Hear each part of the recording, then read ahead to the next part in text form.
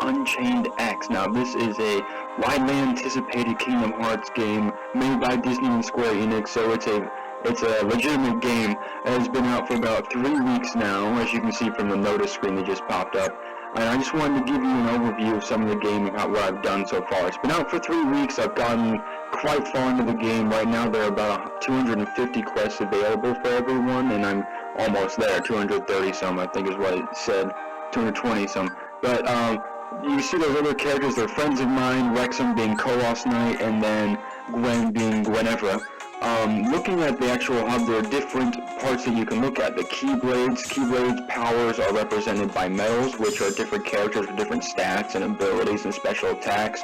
Keyblades you have to level up individually by collecting material throughout the levels, which we'll get to in a bit, and you can see that there are different ranking of medals. So looking at the different quests, you have the story mode, special events, and Coliseum, and I'm just going to show you an example of a story mode where I'm at.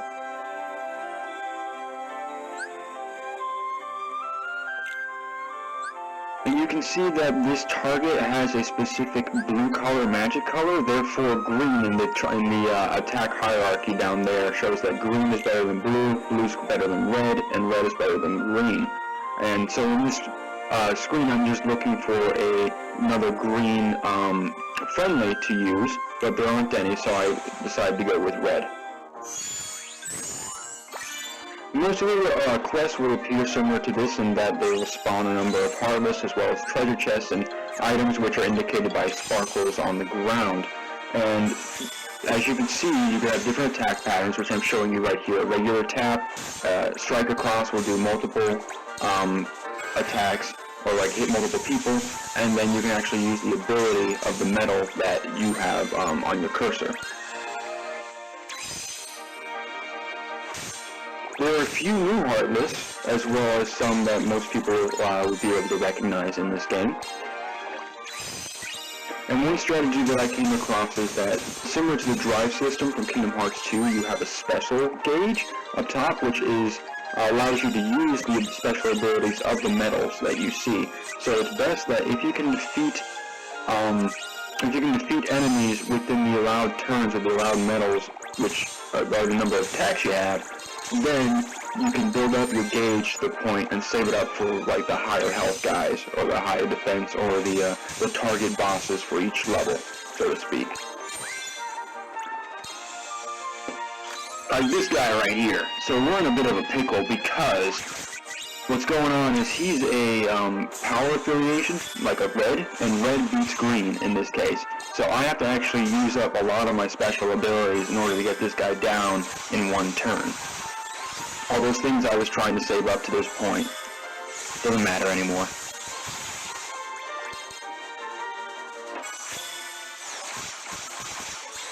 And lastly, when you have a friendly, it's a friendly summon you can use. That guy was Wrexham or Kolos Knight, and I really like his friendly medal that he upgraded. He took a lot of time doing it. Very, very helpful. And hopefully we'll be seeing more of him and Gwen in the future. And that was me just checking the objectives, making sure like I didn't miss anything. The more objectives you complete for each quest or each level, the more reward you get, and it pays off in the end. So, seeing that we took care of all the wizards, specifically, we can actually start the boss fight. I like how the music changes here. They're keeping the music consistent from the previous games, like the themes they use in the area, but then you have a boss fight, or you have a target fight, which is like unique. It shows that like this is more intense. And that's it. That's an example of a general quest, storyline quest.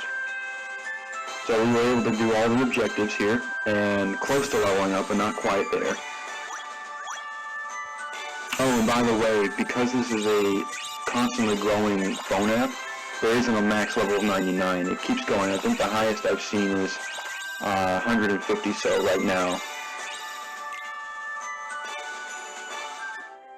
And they added a new feature called a raid boss, so a lot of the big bosses that you'll see from Kingdom Hearts 1 will actually be considered raid boxes, and that's where they have a lot of health, and these raid boxes can actually be attacked by multiple people. You can request help and people across the world can help you out with it. However, every month they reset level, so this guy's only a level 1, he only takes me 1 turn to get rid of. But in the past week I was fighting ones that were Omega levels and things like that, completely maxed out, and they required quite a bit of help. They also give a lot of money and experience.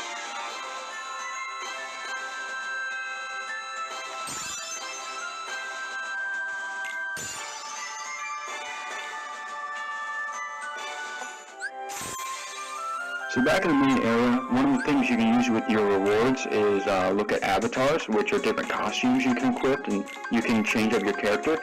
And some people may think, this is just a fun ad thing, something on the side, but actually, there are a lot of upgrades within the costumes in order to increase your health, your AP, and your cost of Keyblade, like how many medals you can put into a Keyblade.